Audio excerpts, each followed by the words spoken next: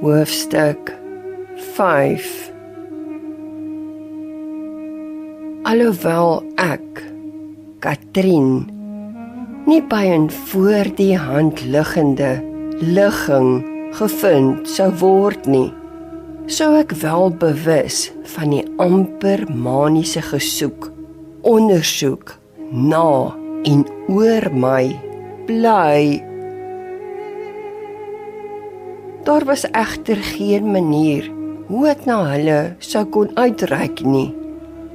Ek was eenvoudig te ver verwyder van hulle wêreld, die realiteit waarmee hulle elke dag te doen het. Die een wat vir my verdwyning verantwoordelik was, sou my egter nooit weer kwaad kon aandoen nie. En daarin verlustig ek my.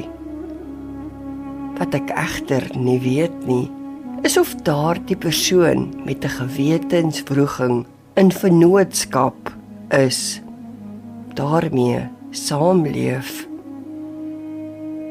Ek is nou veilig, beskut van die gevaar, bedreiging waarmee ek voor my verdwyning moes saamleef. Natuurlik sou my voorkoms verander. Lyk ek fisies nie meer na dieselfde Katrien nie, maar ek is tevrede daarmee en soveel liewer vir die wat na al die jare kies om lojaal aan my te bly. Maar veel meer as dit, daardie 3 wat bereid was om my diepste, innigste geheim te bewaar. Dit is vir my die volmaakte definisie van liefde, heilige beskerming. Die skaal van reg en onreg was en is nog steeds waar in my kort, geheimsinnige lewe. Ek moes eer uit my vorige omgewing vertrek om alles in perspektief te kon sien. En wat ek sien is die gebrokenheid van 'n jong lewe. Maar dan kom daar altyd 'n einde aan alles en daarna 'n nuwe begin. Dit is so eenvoudig soos dit. Dit het heeltemal sin vir my gemaak om alles agter te laat. Daardie dag toe my lewe onherroepelik verander het. Nou is dit 'n nuwe lewe, veilig en beskut. Nooit sal ek my vriendekring vergeet nie. Ek glo tog dat ons mekaar weer eendag van aangesig tot aangesig sal sien, sal omhels en oor die ou tye sal gesels. Maar vir die een wat vir my verdwyning verantwoordelik was, sal die weersiens nie so aangenaam wees nie. Daarvan is ek seker. Geheime kan net so lank weggesteek word.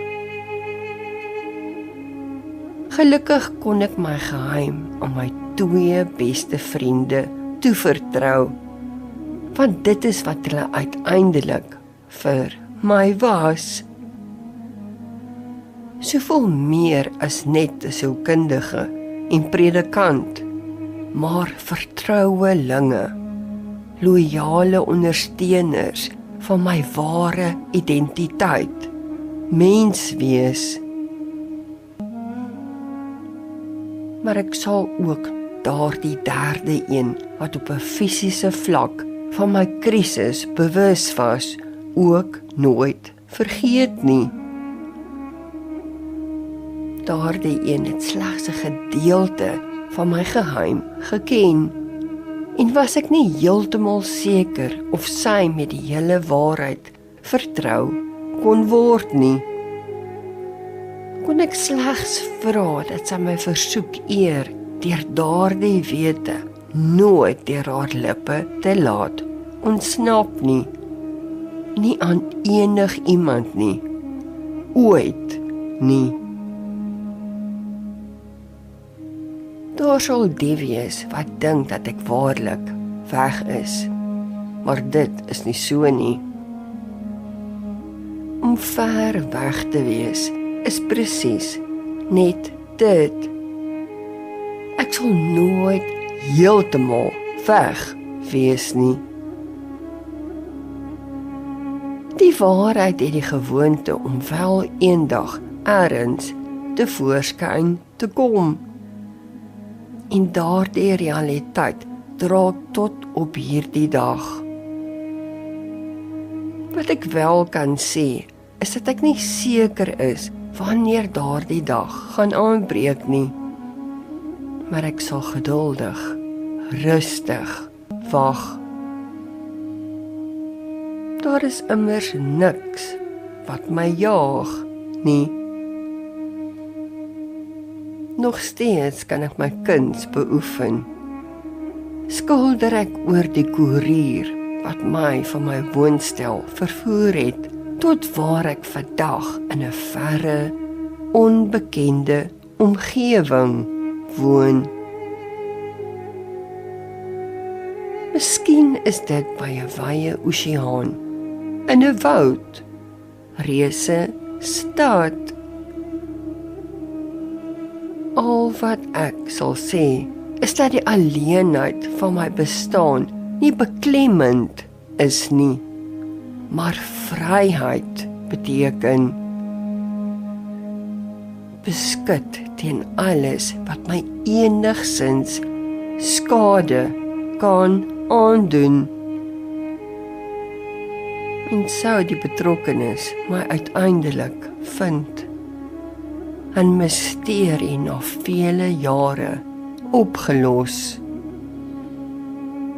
Met hande voor wye monde en geskokte oë die waarheid van my verdwyning aanhoor en aanskou.